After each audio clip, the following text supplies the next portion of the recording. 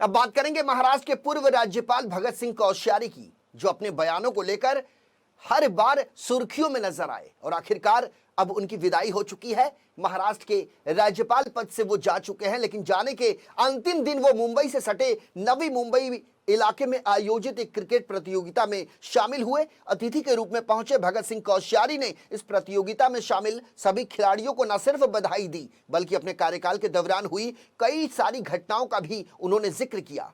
भगत सिंह कोश्यारी ने कहा कि पहले यह कहा जाता था कि खेलोगे कूदोगे तो होगे खराब और पढ़ोगे लिखोगे तो बनोगे नवाब, लेकिन अब इस धारणा को बदल दिया गया है। उन्होंने कहा कि युवाओं को पढ़ाई लिखाई के साथ साथ खेलकूद में भी हिस्सा लेना चाहिए, इससे मानसिक और शारीरिक रूप से लोगों का विकास होता है।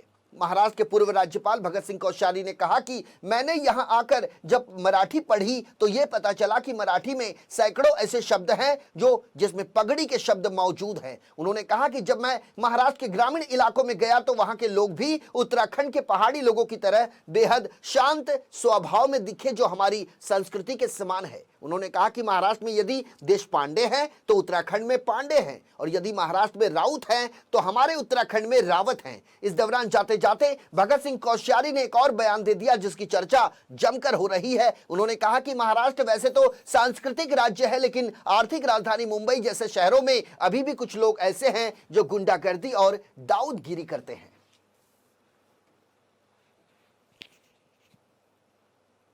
और हम इस महाराष्ट्र की भूमि में हैं। मैं तो जब मराठी पढ़ता हूँ तो मुझे लगता है कि मराठी और पहाड़ी में तो सैकड़ों शब्द मिलते हैं, एक नहीं सैकड़ों शब्द एक जैसे मिलते हैं। तो इसलिए हम लोग मैं कभी कभी लोग मुझे यहाँ कहते हैं, कोश्यारी साहब आपको कैसा लगता है महाराष्ट्र?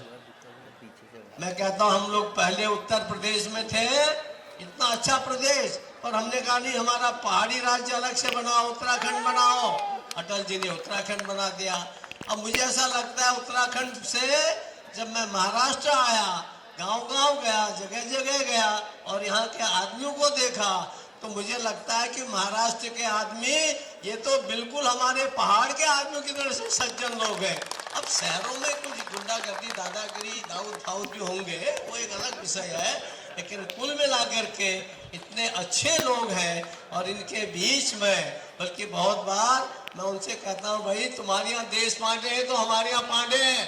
तो एक प्रकार से हम सब लोग, मैंने तुम्हारे यहाँ राउत होंगे तो हमारे यहाँ रावत है, तो एक किस्म से हम सब लोग एक प्रकार के हैं। और बम्बई न हो, चाहे थाने हो, चाहे पुणे हो, सब जगह हम लोगों को एक अच्छा मौका मिलता है।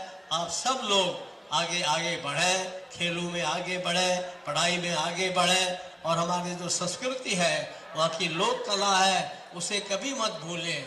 अपन को बहुत लोग प्रशंसा करते हैं और इसलिए अपनी लोक कला हमारे सब जगह इसका प्रचार और प्रसार करना चाहिए। राणा जी ने और इनके साथियों ने इतना सुंदर कार्यक्रम कराया।